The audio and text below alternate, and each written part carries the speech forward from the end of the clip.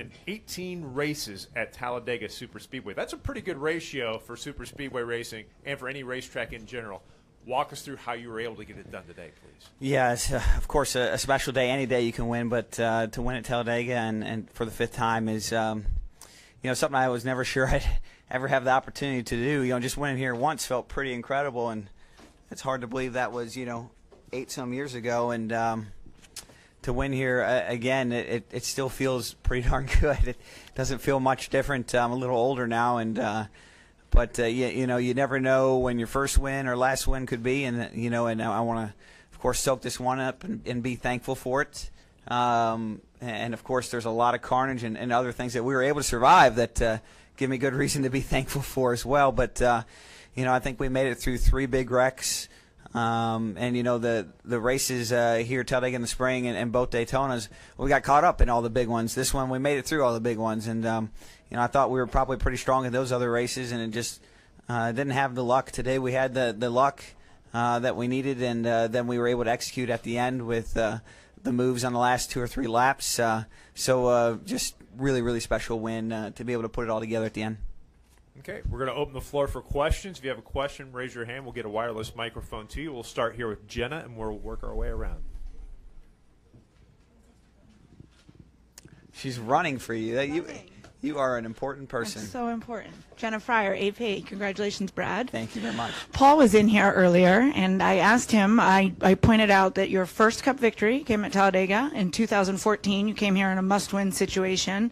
He told you at Charlotte that you had to come here and win. Yeah. So when you are in these positions, what is it that makes you able to step up and rise to the occasion and deliver in big instances? Well, you love to be able to pat yourself on the back and say it's all skill, but there is some luck that's involved in this.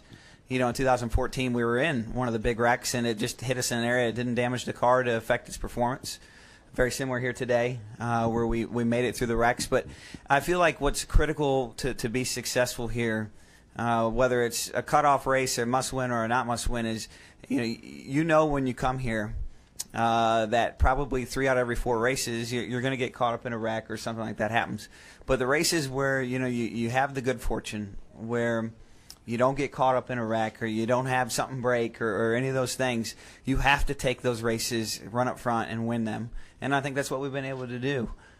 So we wrecked out of the last 3 plate races, which really stunk because we had great cars at those, and I thought we made great moves and led a lot of laps. So coming here, it's kind of felt like a hand of cards where you're like, well, I can't keep getting the bad cards, so I'm going to get some good cards.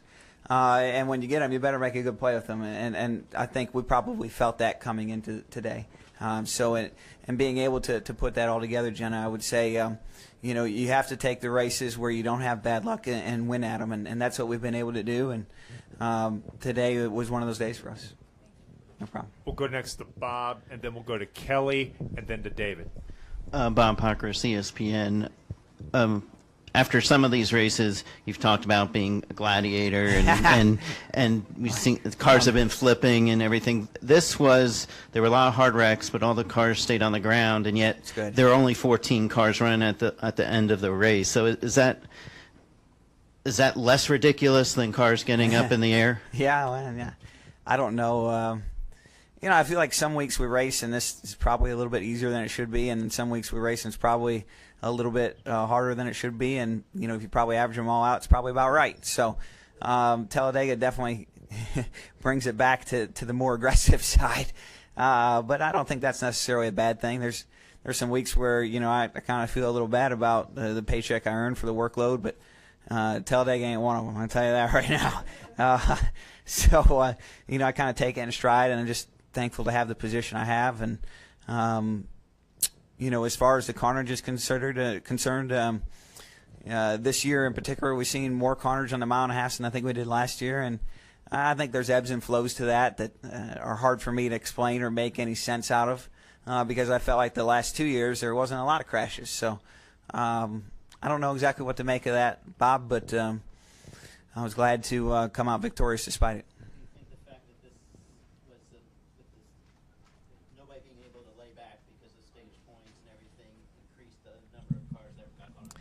No, not really, because I thought the spring race at Talladega and Daytona in July especially had a lot of carnage and not a lot of cars left at the finish. So I don't know if I would say that. We'll go next No to problem. Kelly, then to Caleb, and then to David, then to Caleb.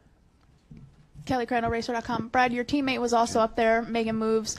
Were you wondering what his agenda might be? Because there were times where it looked like he was going for it. There's other times where he was throwing big blocks on people. What was his agenda there? Well, Joey and I are good friends, and I think great teammates, and I think that we have an understanding between each other that no matter what the scenario is, we don't expect each other to hurt themselves to help each other. But if you have a way of helping each other without hurting yourself, you try to take it. I think he made the block he made on the last lap or so. I don't know exact timing, because it was the right move to help his day, not necessarily to help mine. And at the end, he made the move to win the race, and I just was able to execute the block. So, he didn't let up at all. He could have chose a different lane for sure, and probably had an equal shot at winning. He chose the one he did, and if it didn't work, it was going to benefit me, and that's kind of what happened, or in my opinion, from what I could tell. I don't think I would have won the race if he would have picked a different lane. I don't think he was trying to make sure I won the race. I think he was trying to make sure he won it, and it just didn't come together for him. Go to David, then to Caleb, then to Jerry, then the press box. David Morgan, Motorsports Tribune. Fords have won all 4 restricted paint races this year. What makes them so good on these type of tracks? A number of factors. I would say the reliability is good. Some pretty good drivers for these type of tracks. It doesn't hurt. The deficiencies that we seem to have on the mile and a half tracks lend themselves to probably proficiencies at these type of tracks. With the power band in the engine is at the very high RPM, where the motors have been limited on the other tracks to very low RPMs. So that benefits us here, hurts us at other tracks. And the cars are quite a bit down on downforce for the mile and a halves compared to the rest of the field, but also quite a bit better on drag, which makes it advantageous for these type of tracks. So I think the strengths and weaknesses throughout the field right now are quite a bit different between the manufacturers, with this being the strength of the Ford package at this time, and you probably could say the Chevrolet package as well, with how they qualify and race here. So in that light, we know that we have to come to these races and make something happen, because this is our opportunity, and we'd like to find more to be more competitive on the mile and a half, but that's not the opportunity as it stands right now. So we'll have to make the most of these. Caleb. Caleb Whistler, KickingTheTires.net. Brad, you talked about the advantage Roushay's horsepower has here and the disadvantage it has at other tracks. How do you feel going forward to, say, like Martinsville, Phoenix, Texas?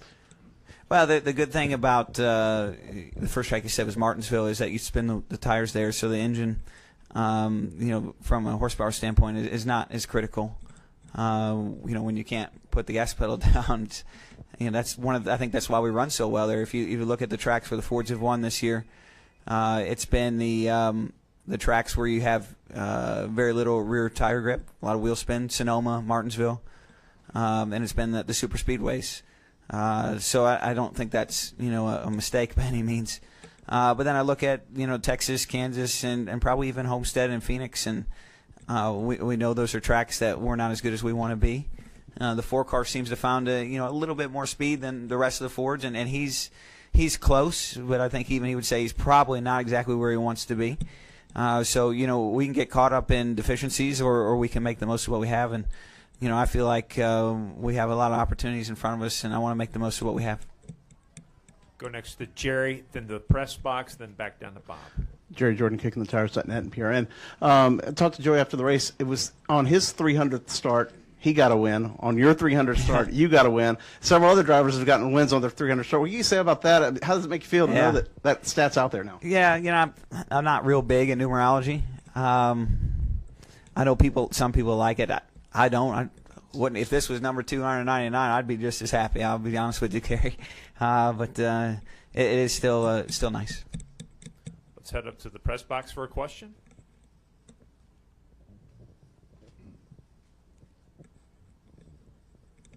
Come in, press box.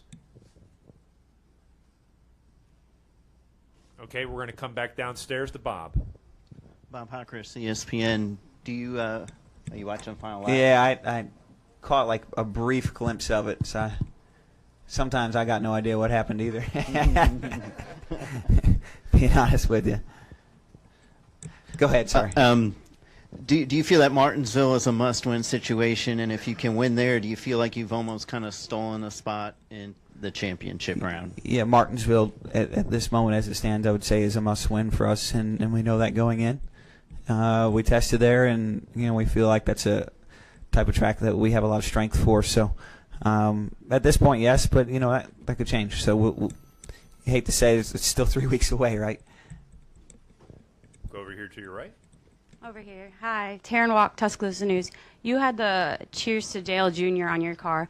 How much did that mean to you, and what was the mindset to do that? Yeah, there was a lot going on this weekend, and that was one of the special ones for sure. At the start of the year, we were very fortunate because not everybody gets these opportunities, but Miller Lite told us that we could take the car for 2 races and put whatever paint scheme we wanted to put on it. And they gave us here and Phoenix, and we were able to take our car for Phoenix and do something with our charity to celebrate Veterans Day that we're really happy about, and then take the paint scheme here at Talladega. And we were trying to come up with the right idea, and it was kind of a duh moment when we said Talladega and we get a special paint scheme. Well, we should do something to honor Dale for that, with respect to the opportunity he gave me earlier in my career and the white '88 Navy car. So it was kind of a perfect fit, and it was nice to be able to show some love and respect to him for everything he's done for me and for the sport. I think that's something that we can all be grateful for in a lot of ways. And I was happy to do that. I knew coming in here it was going to be tough because people saw me run the paint scheme, and I think they expected I was going to let Dale win. But one of the great things about competition, and I think about Dale, is that I think he respected the car and what it meant to run that kind of paint scheme, but didn't expect for us not to try to beat each other. And that's exactly what we tried to do. And he pushed me to the limit and did a great job. Okay, we're going to go back up to the press box for another try. Lee Spencer, Motorsport.com. Brad, I guess it was at Daytona in 2016. We sat upstairs in the press box and we watched the Toyotas gather up together, work out a game plan, and Denny Hamlin went to the finish of the Daytona 500.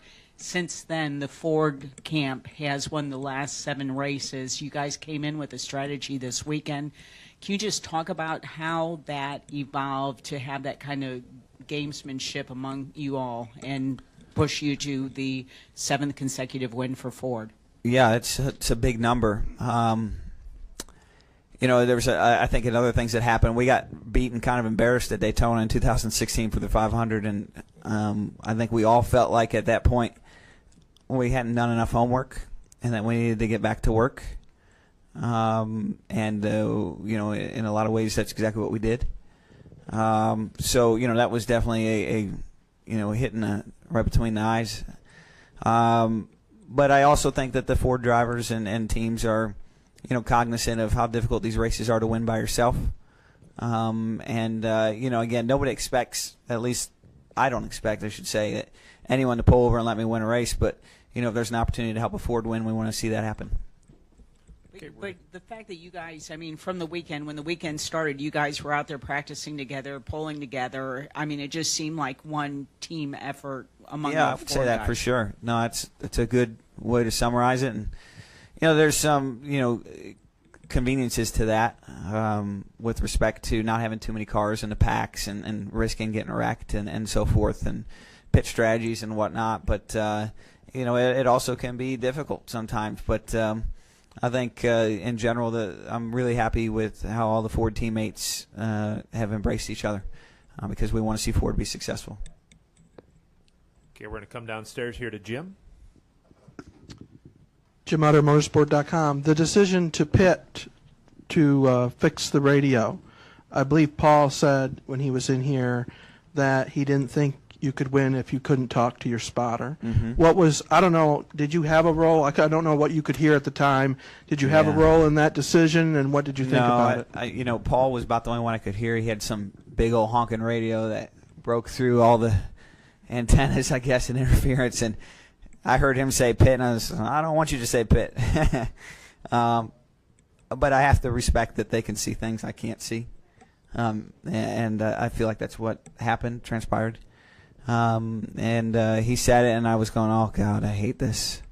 But we pitted, and it worked out. I'm still not sure what broke, but they did a great job fixing it. Thanks, Jim. Well, Brad, congratulations on victory number 24 in the Monster Energy NASCAR Cup Series. Thank you very much. Good luck on your pursuit of number 25. Thank you. Appreciate it, guys.